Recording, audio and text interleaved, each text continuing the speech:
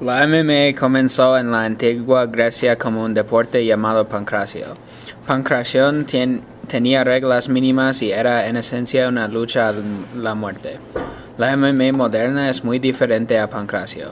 En lugar de ser un reyerta, el deporte ahora combina diferentes disciplinas de artes marciales e incluso se ha convertido en una especie de arte marcial en sí mismo.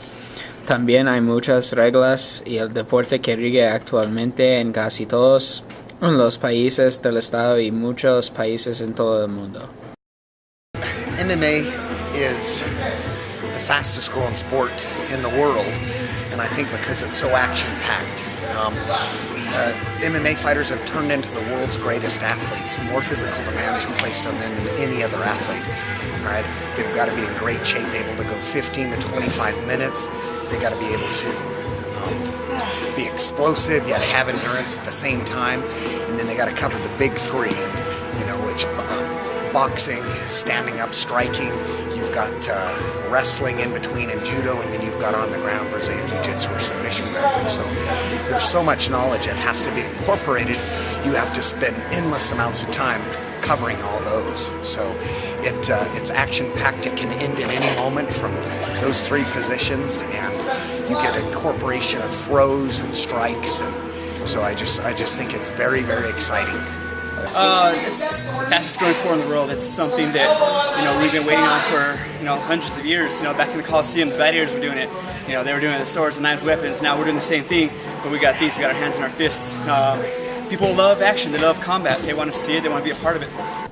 En el mundo de la MMA, la organización más importante es el Ultimate Fighting Championship.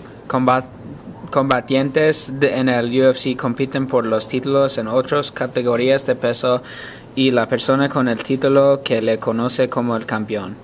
Los peleadores como John Jones, George St. Pierre y Anderson Silva, que sostienen los campeonatos en sus respectivas divisiones, se han convertido en los luchadores más respetados en esas divisiones y son también algunos de los más importantes en el deporte.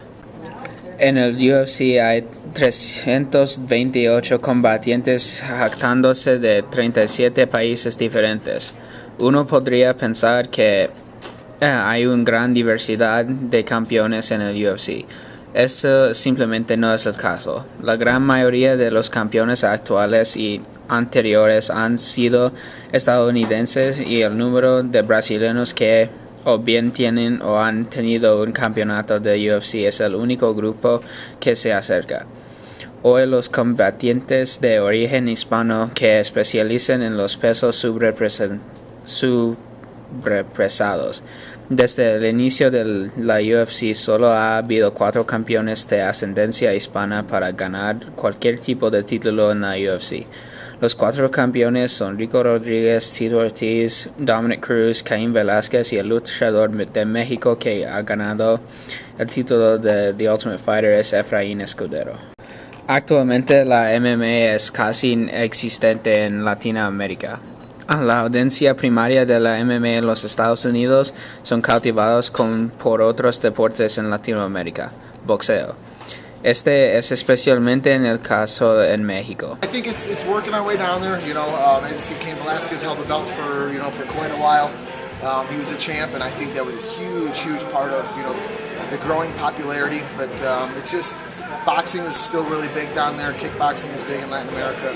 I think it's just a matter of time before it takes off like it did in Brazil, and like it is in Brazil, and how it is in the UK and in Europe and things like that. So it's just a matter of time.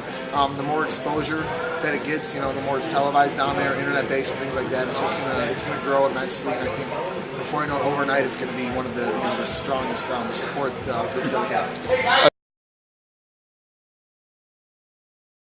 In America, it's going to start with the kids. A lot of people, especially Hispanics, Latin Americans, you get real stuck in your ways, and that's the way it is. The kids nowadays are growing up watching boxing and MMA, so they're more educated. They're going to see it, and that's where our future's at. Kids watching and really enjoying it for what it is.